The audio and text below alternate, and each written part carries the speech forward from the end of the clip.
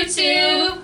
I'm Rachie. I'm Nellie. And welcome to LitOrMiss. Sorry about the very long absence, but we are back.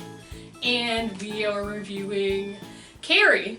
Yeah, the Stephen King novel, which was made into a movie, which is called a horror, but is really more of a blatant tragedy. And then was remade in 2013. Also remade in 2002 as a TV movie, though that one's not really talked about, so we're not really going to mention it. Yeah, and same with the musical. It's there. That's what I like the musical, though. Yeah, me too. From what I can find on the soundtrack. Okay. So Stephen King, his first novel was Carrie in 1974, and it was his big debut. It was a really good seller. And a couple of years later, in 1976, it was made into a movie, which Stephen King actually liked better than his own book. And we're going to explain why soon. Which is kind of the opposite of what happened with The Shining, which is kind of odd.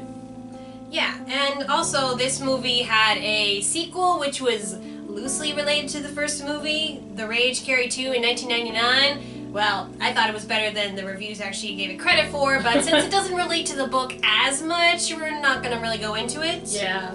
And also, there's the 2002 TV movie, which we're also not getting into, and the 2013 remake, which, would you say it was better or worse?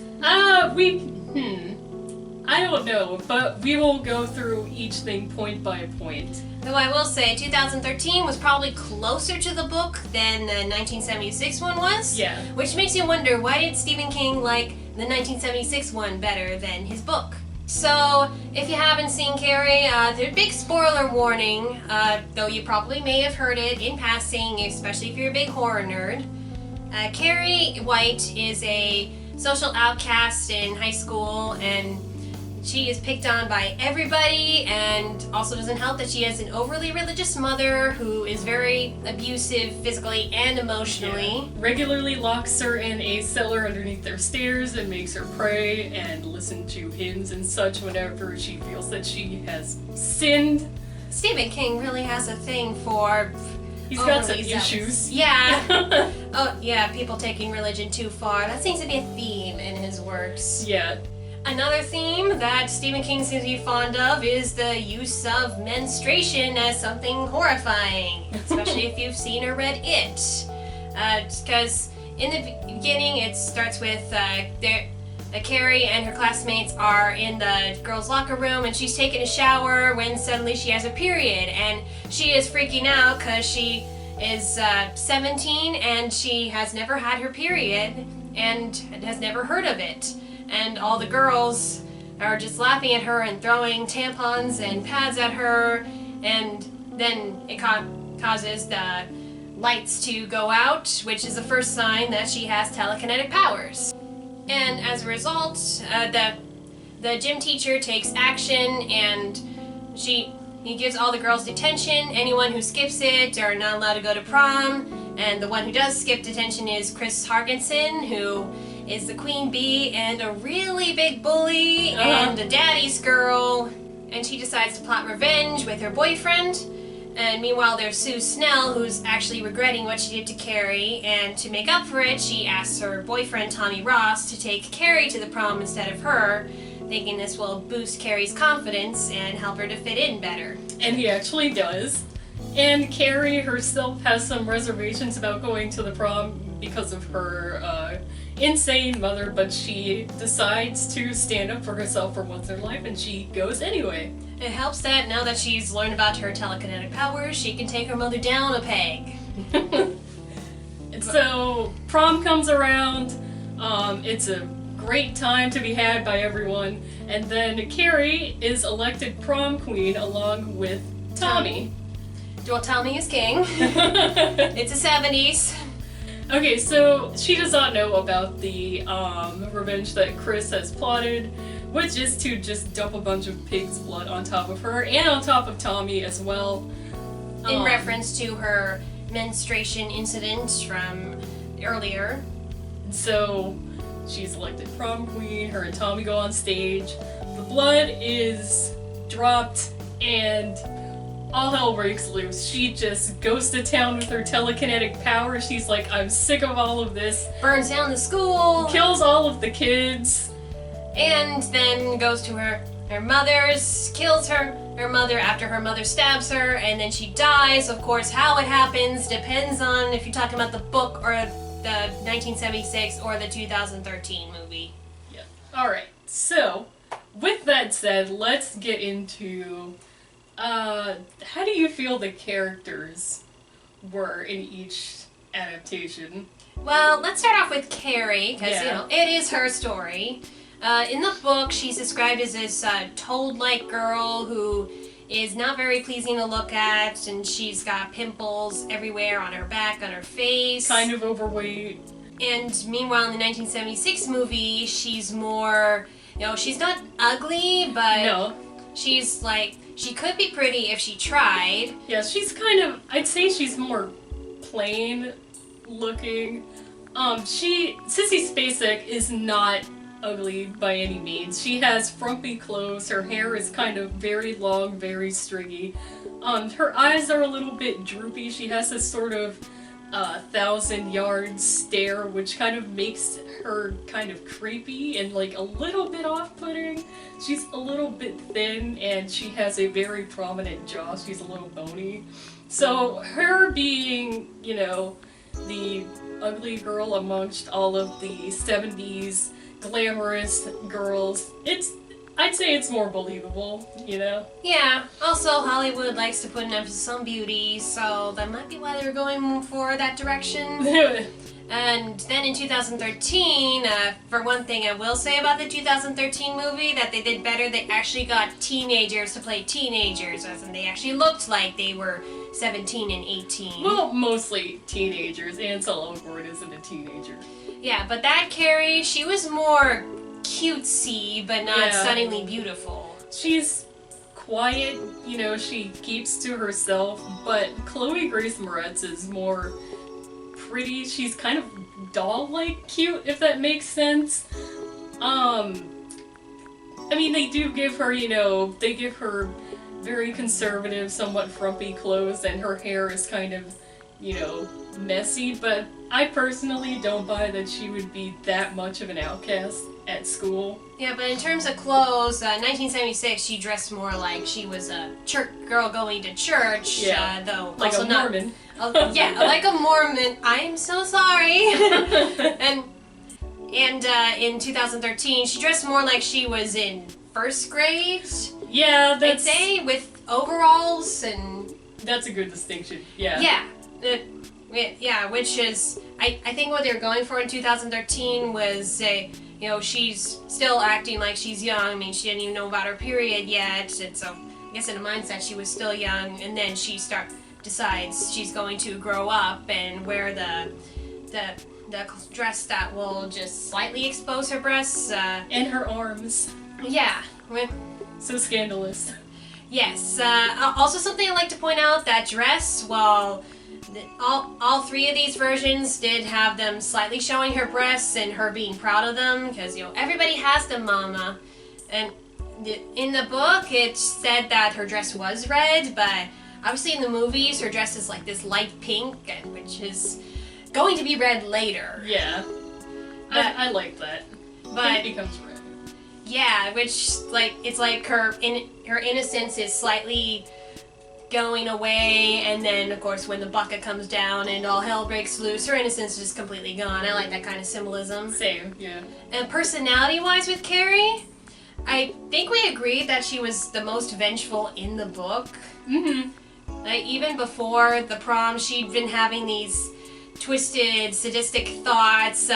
Justified, though, because everybody was just picking on her or ignoring her or... Yeah, understandable. Yeah, and I think that was... obviously in the book you go more into a character's psyche than you do in movies. In the movies you gotta convey that through acting, and I think with the 1976, if there was any rage, it was all bottled up and just coming to a breaking point. As slowly from, the lights exploding to a cigarette tray flying off the desk. Mirror breaking. And you just kind of see it in Sissy Spacek's eyes that she's about to blow. You know what? You just made a good point. The way that both of these girls, convey, like, the use of their powers.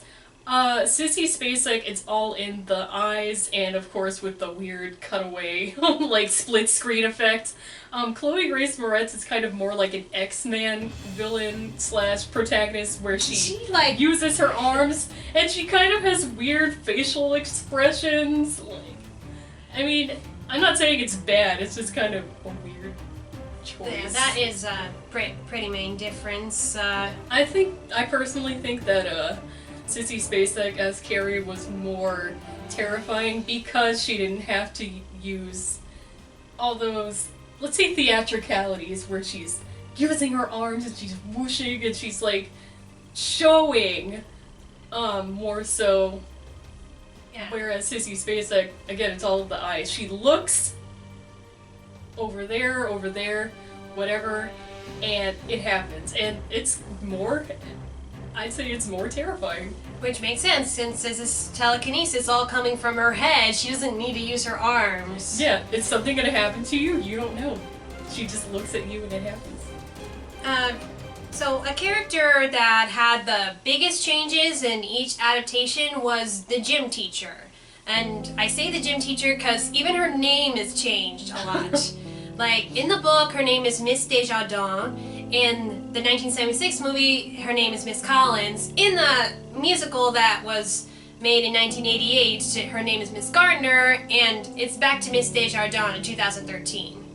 And not just that, but personality-wise, she goes through some changes. And Miss Collins, for instance, in 1976, she actually made an effort to actually try to help Carrie, not just with the bathroom situation, but afterwards when Tommy asks Carrie to the dance and Carrie's unsure about that. And Miss Collins gives her a confidence boost saying, you know, you are a pretty girl, and maybe he really meant it. Like, maybe if you just got some mascara to just bring out those beautiful eyes and a little lipstick on those lips and your pretty hair. Sissy Spacek actually has really pretty hair. Yes. Yeah, just put up a little. And it made me wish that, I always thought that this was kind of a dark version of Cinderella mixed with Matilda, like, because Matilda had that telekinesis, but she was adopted by Miss Honey. So this is... Sadly, Carrie was not adopted by the gym teacher. I know, that's what I wanted to happen! You can tell that this was made in the 1970s. Even in the 2013 version, you can tell that this was adapted from an older work, because they kept the gym teacher slapping Carrie.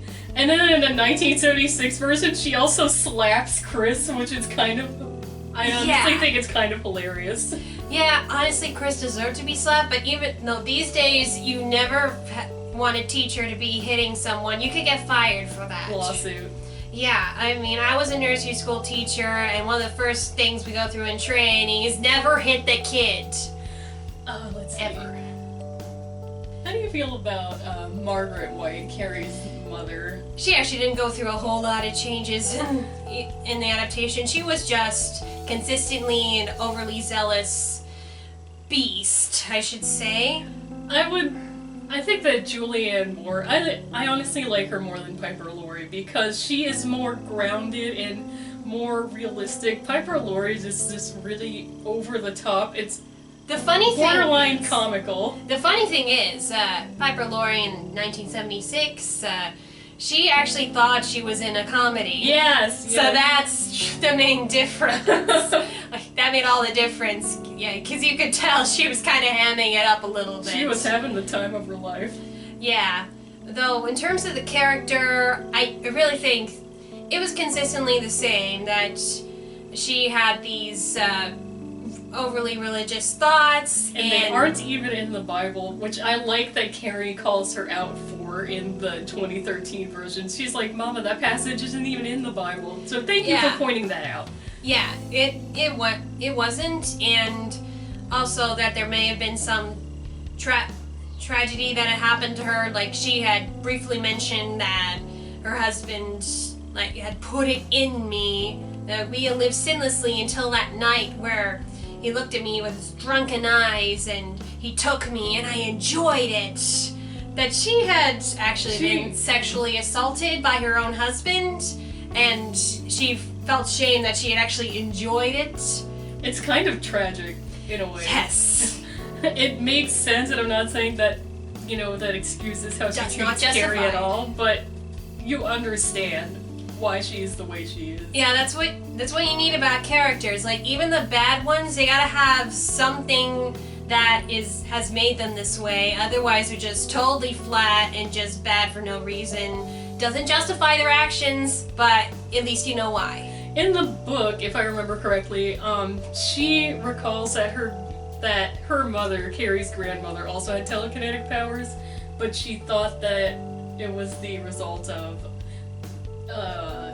some sort of sin or whatever, and so she was terrified of her own mother. So, there's some inherited trauma there. Yeah, and going off that inheritance, the book had gone into telekinesis a whole lot more. It had all these news articles on telekinesis and these fake book excerpts about Carrie White and her telekinesis, and also suggested that it might have been a recessive gene, which I think the only thing that the Rage Carrie 2 really took from the book was suggesting that she had inherited the gene from her father, and so the main character is actually, spoiler alert, Carrie's half-sister, and that's why she has telekinetic powers too. It was a really weird plot twist, but that's really all it's related to the book. It's just going off the story loosely. How do you feel? Let's talk about just not side characters, but Sue, Tommy, Chris. Like overall, how do you think? Well, you know how we're going into you don't want to make a character flat, even if they're bad. Chris Hargensen, I will say she was the least fleshed out in the 1976 movie. That seems to be the case for a lot of Stephen King bullies. Like, they're just bullies because, you know. The book, of course, she was still really mean in the book, but it went more into how she was kind of a spoiled child. Her father was a lawyer, and because of that, she just felt like she could get away with anything. And also, her boyfriend, Billy, was just totally manipulative and somewhat carried. It was an abusive relationship. I mean, she was nasty too, but there were times where he had control over her, even got physically abusive, which makes you feel a little bit sorry. A little bit. A tad. Yeah, but not enough to really feel sorry for her when she dies. Yeah. Tommy seems to have, like, a wedge of, humanity and sympathy, and he just gets more sympathetic with each adaptation. It's like each adaptation just stems from, it continues. Like, starting in 1976 when it just had him writing that beautiful poem in class that Carrie loved, and that's why she liked him, and not because he was popular or handsome. And then the musical took it a step further, mentioning that he was thinking of quitting football and becoming an English major. And in the 2013 version, he actually defends Carrie when the teacher starts making comments about how her poem that she read in front of the class was creepy or whatever. He kind of did a little bit of that in the 1976. Yeah. So, pretty, it's beautiful. Then that's not very, that's not really criticism. And then Tommy just whispers, "Oh, shut up." Sorry, what was that? Oh, nothing. Yes. But, yeah, and also with his relationship with Sue, I think just gets expanded on in the adaptations more so than in the book. Especially in the musical, I think that was my favorite interpretation of Tommy and Sue's relationship. How Tommy actually took Sue to the gym when it was all decorated for prom. Like, since you're not going to prom, let's at least have one dance here together. Which is very sweet. Yeah. Can I say that no matter what iteration of Carrie you're watching, Tommy's death is just kind of nonsensical. In the book, they also had a bucket with blood ready to pour on top of Tommy, Yeah. but it froze, and so, you know, an empty bucket versus a bucket full of water, you know, especially something as dense as blood, frozen blood, it makes sense that he would, you know, die from that, and he does. Yes. But I don't know why they leave it out in, like, every single version of Carrie. It's just really weird. There they in 1976 and 2013 it was one bucket and the empty bucket just hits him on the head and like, really that's enough to knock him out? Yeah, like, you got a concussion, you're fine. And in the musical, it's too focused on Carrie's internal monologue of suffering to really show Tommy's death. I guess in the musical, it's just he burns up with everyone else, which is kind of sad. He didn't deserve to die, but you know. Yeah, though I will say, the thing about Carrie, it kind of makes you torn between Tommy and Carrie and Tommy and Sue, especially with the musical. Though in the book, it said explicitly that Carrie knew that Tommy wasn't in love with her and was just doing this to be nice. Yeah. Which is totally different from the later adaptations where she clearly likes him and Tommy is starting to like her too, even kisses her. It is funny how Sue doesn't really appear as jealous in the adaptations though. Yeah. Like, especially in 1976 when she shows up at the dance and sees them elected as king and queen, even sees them kissing, she's just smiling and glad that Carrie is happy. Yeah. That's the thing about Sue. Sue is probably the strongest character in the entire story. I think it's very telling that she starts off bullying Carrie with all the other girls, and then she shows remorse and she starts feeling bad for it. It kind of adds like a depth that you don't usually see in a lot of characters that are bullies. Yeah, she had always been the girl, it goes more into in the book, who had followed the crowd, who was popular and smart, and then one day when she goes too far with following the crowd, she starts to think, you know, I should start doing something for somebody else and make them feel confident. And she even gave up going to the prom with her boyfriend, whom she had essentially loved. Well, sort of loved. In the book, it was kind of, well, they were having sex, and then he said that he loved her, and then she's like, he's never said that before. Yeah. Sue, I think, I understand why she is the one who lives in every single iteration. In the book, she actually goes to comfort Carrie, and that doesn't happen in the 1976 movie. Instead, she actually goes to the dance to see how everything works out, and because she's locked out of the gym, she witnesses the destruction. That part doesn't happen in the book. What would be closer is to 2013, where she shows up at the gym after the fact, and then goes to Carrie's house as it's all coming down on her. And let me point out with the ending, it's different with every single iteration. In the book, after she's gone through town and just blindly killing people, that's a really big difference. Yeah. At least in the 1976. Yeah, she just destroys the gym. And then Chris and Billy as they're trying to drive away. Yeah, but in the remake and as well as the book, she destroys the whole town. That's the main difference between Carrie's, like, her wave of destruction.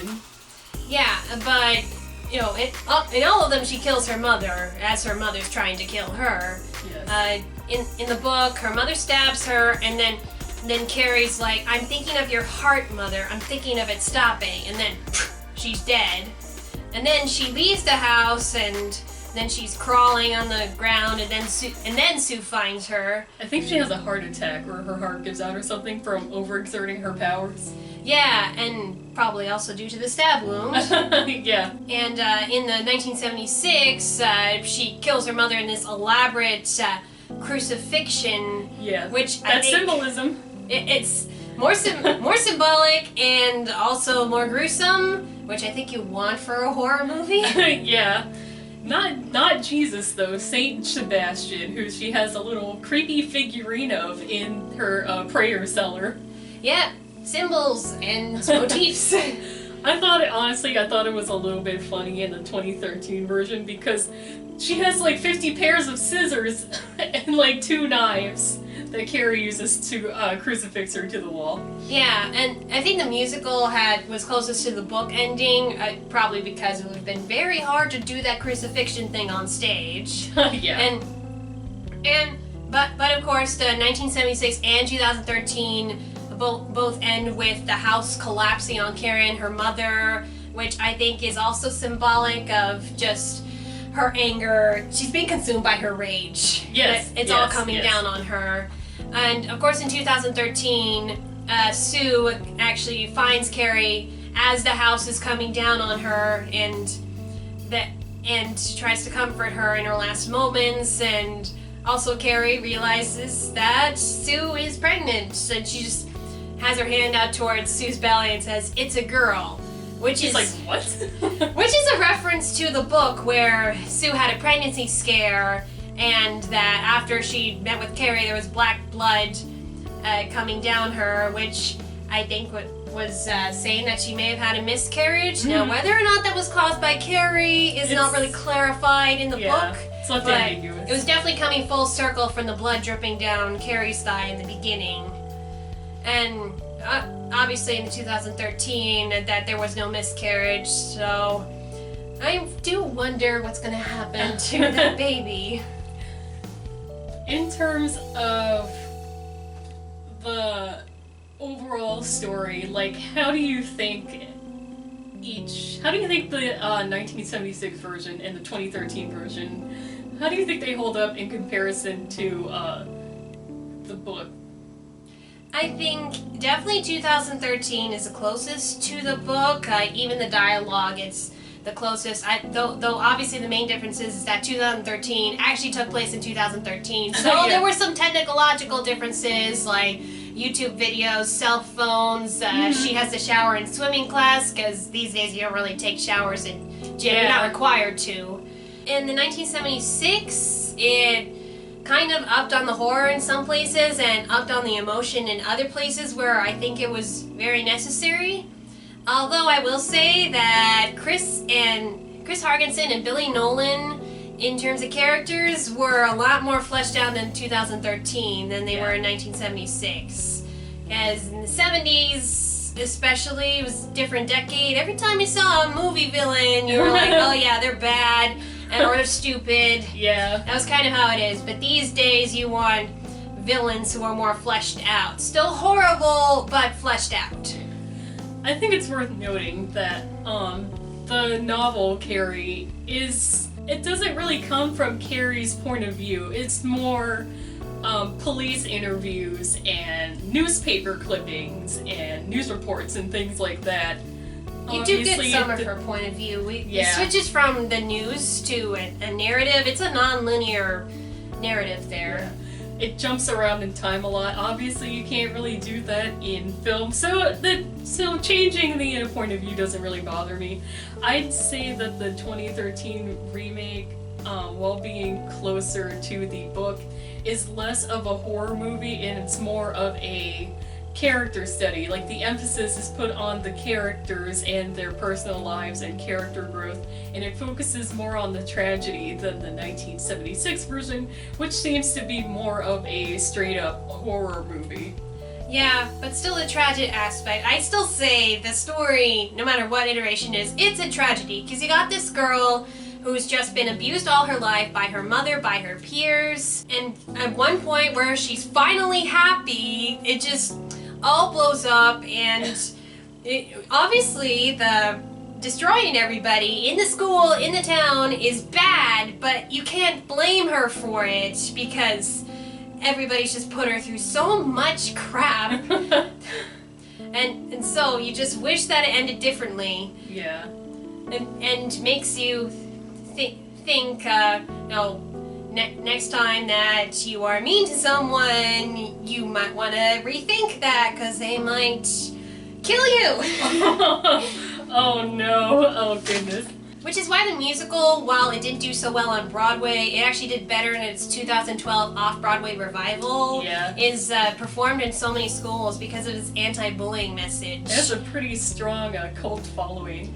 Yeah, and what I like about the musical, it's not meant to be a happy musical. It's one of those deep psychological ones. And I think really goes into more of the characters. That takes a little bit of the 1976 movie and the book in ways that I think is pretty good when you're adapting it for the stage. Yeah.